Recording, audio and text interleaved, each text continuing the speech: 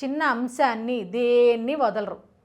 ఏదో ఒక రకంగా నెగిటివ్గా క్రియేట్ చేసి జనంలోకి తీసుకెళ్ళాలి. ఇదే వీళ్ళ పని, ఇంకా వేరే థాట్ అనేది ఏమీ లేదు. అయితే వైఎస్ఆర్సీపీ వాళ్ళు ఒక్క విషయం మర్చిపోతుంది. ఏంటి అంటే, కూటమి ప్రభుత్వంపై బురద జల్లాలి అన్న ఉద్దేశంతో పాపం వాళ్లే బురదలో పడి స్విమ్మింగ్ చేస్తున్నారు. వాళ్ళు ప్రజలు ఎంత చండాలంగా మాట్లాడుకుంటున్నారంటే, ఇవే రాజకీయాలు చేయాలి అంటే తీసుకునే అంశాలు ఇవే. అయినా 6 నెలలే అయింది కూటమి ప్రభుత్వం వచ్చి. ప్రజల్లోకి ఎవరు వెళ్ళారు అనేది చూసుకోవాలి. కానీ ఉద్యమాలు అన్నాడు జగన్ అన్న.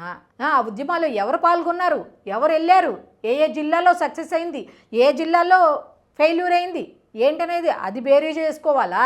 అయినా ఈ ర్యాంకుల విషయం అనేది వాళ్ళు చూసుకునేది. అసలు వైఎస్ఆర్సీపీ పనేంటి? ప్రతిపక్ష హోదా లేకపోయినా ప్రతిపక్ష హోదాలో ఉన్నామని ఫీల్ అవుతూ అన్నీ మాట్లాడుతున్నారు. కరెక్టే.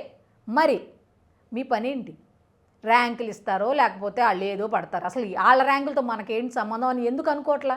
జనంలోకి ఎవరు వెళ్తున్నారు? ఒక్క మంత్రి, అంటే మాజీ మంత్రి, ఒక్క మంత్రి పదవి అనుభవించిన వాళ్ళైనా పలానా ఊరిలో, పలానా జిల్లాలో, పలానా గ్రామంలో పర్యటించి ప్రజల సమస్యలు తెలుసుకున్నారు అనేది ఒక్కటైనా మీ దగ్గర ఉంటే అవి సర్క్యులేట్ చేయండి.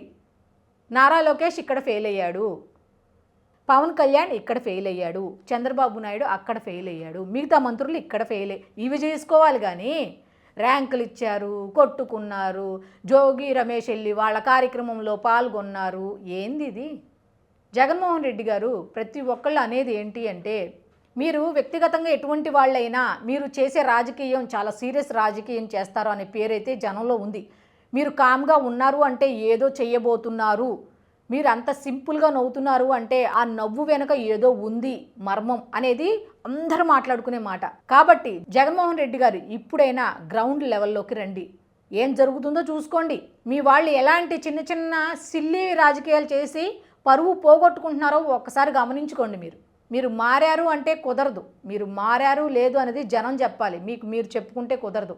ఇప్పటికైనా జనంలోకి వెళ్ళండి, లేకపోతే తర్వాత 11 కూడా ఉండవు. కాబట్టి కూటమి నేతలు కూడా ప్రతిదీ కూడా అలర్ట్గా ఉండండి. చిన్న అంశాన్ని రాజకీయం చేస్తున్నారు కాబట్టి మీరు కూడా అలర్ట్గా ఉండండి, అంతే.